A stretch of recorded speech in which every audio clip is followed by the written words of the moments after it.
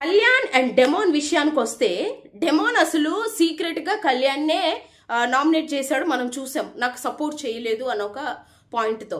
And ఇక్కడ బహిరంగంగా like ఇంకొక నామినేషన్ చేసేటప్పుడు ఇమాన్యుయల్ కి చేశాడు. ఇమాన్యుయల్ కి చేసినప్పుడు ఇమాన్యుయల్ పక్కనున్న కళ్యాణ్ ని అడగడం జరిగింది.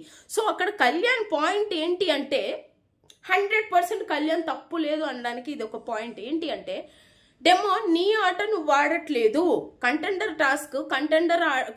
టాస్క్ ని నువ్వు మామూలుగా వదిలేసుకుంటున్నావు అని డెమోన్ గురించి మాట్లాడాడు అక్కడ కళ్యాణ్.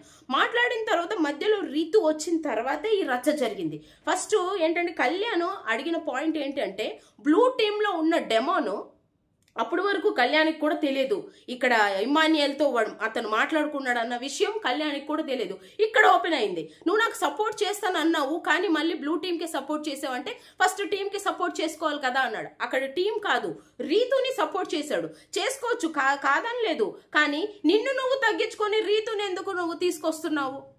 కళ్యాణ్ అనే తప్పేం లేదు కదా, మరి నీ ఆట నువ్వు ఆడకుండా రీతు కోసం ఆడుతున్నావు రా, నీ ఆట ఎదురా అని అన్నాడు.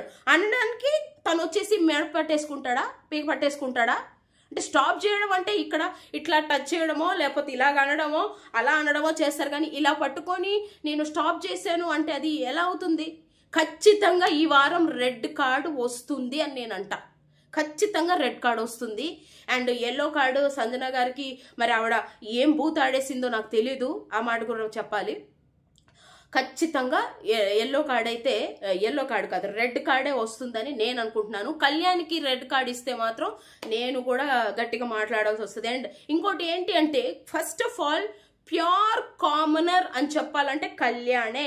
ప్యూర్ కామనర్ ని సేవ్ చేయాలో లేకపోతే మనం మంచిగా ఎంకరేజ్ చేయాలో అనుకుంటే మాత్రం ఖచ్చితంగా కళ్యాణ్ పడాలని నేను ఎంకరేజ్ చేయాలనుకుంటున్నాను. ఎందుకంటే అబ్బాయి పాయింట్స్ కావచ్చు, ఆడే విధానం కావచ్చు చాలా క్లియర్ గా ఉన్నాయి. అబ్బాయి వయసులో చిన్నైనా మాట ఇటు తూలినా కూడా అబ్బాయి పాయింట్ కరెక్ట్ గానే ఉంటుంది.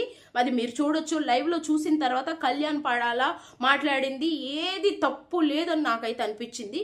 మీరు కూడా చూసుంటే ఖచ్చితంగా కళ్యాణ్ పడాలకి సపోర్ట్ చేయండి అని అంటున్నాను. మీ ఇంటెన్షన్ ఏంటి అనేది నాకు కామెంట్ రూపంలో తెలియజేయండి.